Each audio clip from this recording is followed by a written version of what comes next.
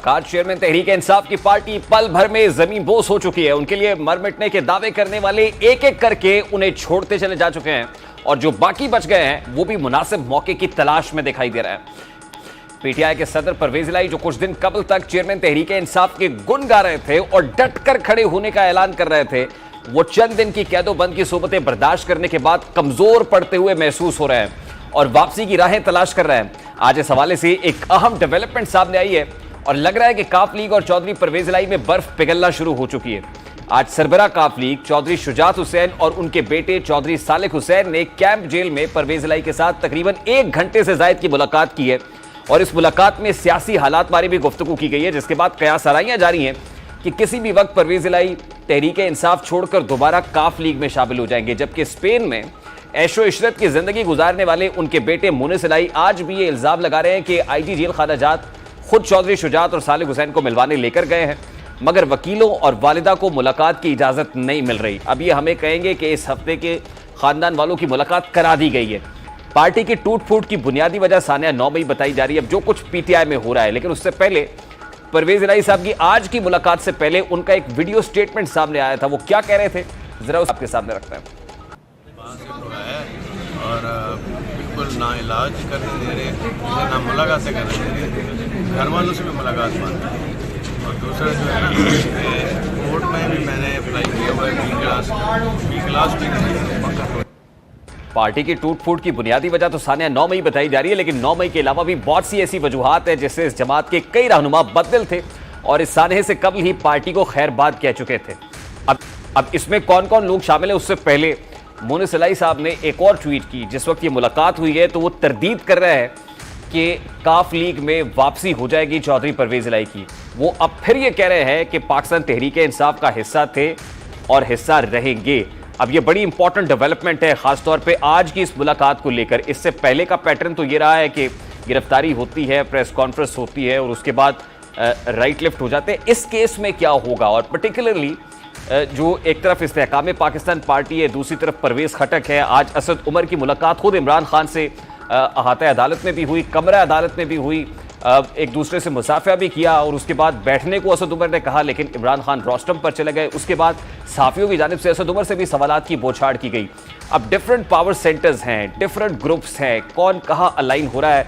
सबसे पहले बात करेंगे इस्तेहकाम पार्टी के रहनुमा महमूद मौलवी साहब ने भी ज्वाइन किया है। अस्सलाम वालेकुम महमूद मौलवी साहब, बहुत बहुत शुक्रिया आपके वक्त के लिए। मैंने हिफ्ज़ मा तक़द्दुम रहनुमा इस्तेहकाम पाकिस्तान पार्टी कहा भी है और मेरा ख्याल लिखा भी है, लेकिन आप ही कंफर्म कर दें। मैं किसी जगह पे ये स्टेटमेंट देख रहा था कि आप इस्तेहकाम पाकिस्तान पार्टी का हिस्सा नहीं है या आपने फैसला तब्दील कर लिया है, तो असल खबर क्या है सर?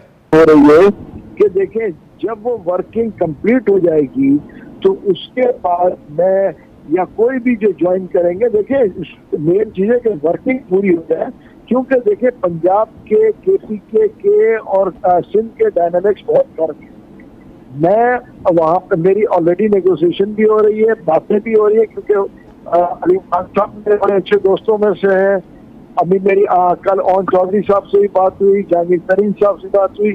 सिर्फ डायनामिक्स को हम वर्कआउट कर रहे हैं कि अगर उस डायनामिक्स, उसकी वजह ये देखे ना, मुझे देखना है कि मेरे साथ कितने लोग होंगे, कौन कौन होगा, क्या मंशूर होगा, किस किस्म से होगा, उसके बाद ही मैं ज्वाइन करूंगा ना।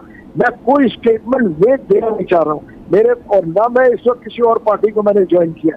तो मैं अपने आप को बिल्कुल इस वक्त ओपन रख रहा हूँ। 1-2 दिन में मैं फैसला कर लूंगा, क्योंकि जब चीजें क्लियर नहीं हो जाती ना तो ज्वाइन करना, स्टेटमेंट देना कि ज्वाइन कर लिया, ये जो है मैं कहूंगा कि मुनासिब नहीं होगा। एज ऑफ नाउ आपकी पोजीशन ये है कि आप इस्तेहकाम पाकिस्तान के ना तो मेंबर है और ना ही किसी और पॉलिटिकल पार्टी के मेंबर है। पीटीआई को आप खैर बात कह चुके हैं, but you haven't decided yet कि आप किस पार्टी पे जाएंगे, ऐसे ही कह रहे हैं आप?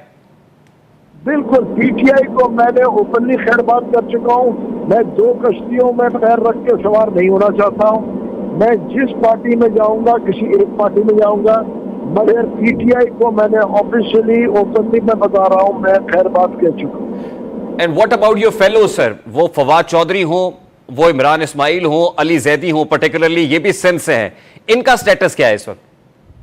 देखिए, इमरान इस्माइल और अली जैदी का सेटअप भी अभी तक मैं सिंध के क्योंकि है, मैं कह सकता हूँ वो क्लियरिफाई नहीं हुआ है, ठीक है ना। उसको क्लियरिफाई में टाइम लगेगा।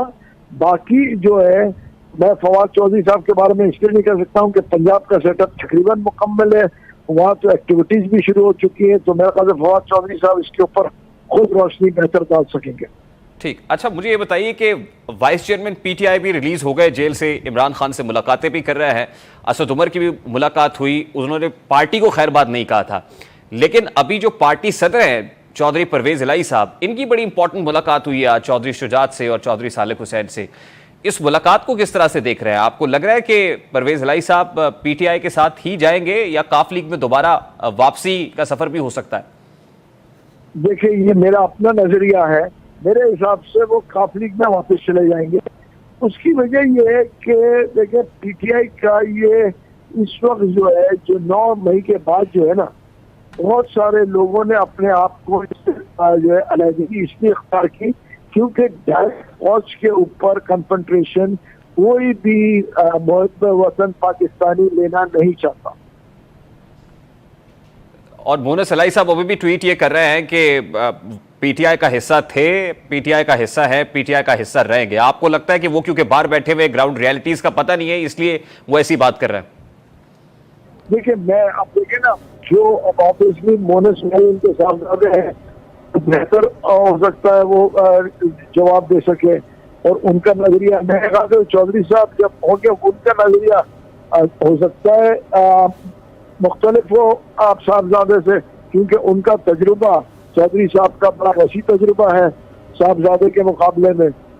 तो वो देखेंगे डायनामिक्स कहाँ जा रहे हैं। उसकी वजह ये है, देखें ये जो 9 मई का वाक़या हुआ ये 75 साल की तारीख में कभी नहीं हुआ। ठीक, और दूसरी तरफ इस्तेहकाम पाकिस्तान पार्टी के अंदर जो चेंजेस आ रही हैं, खासतौर पे जहांगीर तरीन साहब का लंदन में मौजूद होना और फिर ओन चौधरी और नुमान लंगड़ियाल के हवाले से जो फैसले, ओन चौधरी तो क्योंकि कैबिनेट का हिस्सा भी था, वो कह रहे हैं कि वो कैबिनेट का हिस्सा नहीं रहेंगे, मुस्ताफी हो जाए फौरी तौर पर। इन डेवलपमेंट से भी आप वाकिफ हैं? देखिए, आपको देखिए, मैं आपको बताऊं, पंजाब के डायनामिक्स देखें, वो भी जो कर रहे हैं ना, वो अभी जो है ओन चौधरी साहब इस वक्त हिस्सा, देखिए बहुत ये तो एक पूरी जो इस वक्त गवर्नमेंट है, पूरी कोलिशन गवर्नमेंट है ना। तो फौज जो है ओन साहब जो है, ओन चौधरी साहब अपना मेरे ख्याल से इस वक्त वो है।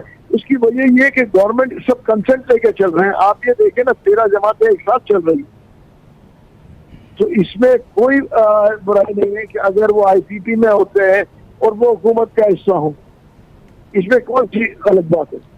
अच्छा देखिए, आपकी तरफ से कोशिश तो की गई, मतलब इस्तेहकाम पाकिस्तान प्लेटफॉर्म से भी, कि और बहुत से लोग हैं, शाहमूद कुरैशी से भी आपने राब्ता किया, बल्कि जाके मुलाकात की आपने जेल में, लेकिन वो इस तरफ आना उन्होंने मुनासिब नहीं समझा, या जो भी पोजीशन थी। असद उमर साहब की पोजीशन अपनी जगह पर है। परवेज खटक साहब के साथ भी राब्ता हुआ जहांगीर तरीन साहब का, और उनके बारे में इत्तलात है कि 50 के करीब इलेक्टेबल्स उनके साथ भी हैं केपी से, तो वो शायद कोई अपना कोई ग्रुप लॉन्च करने जा रहे हैं। Is it true?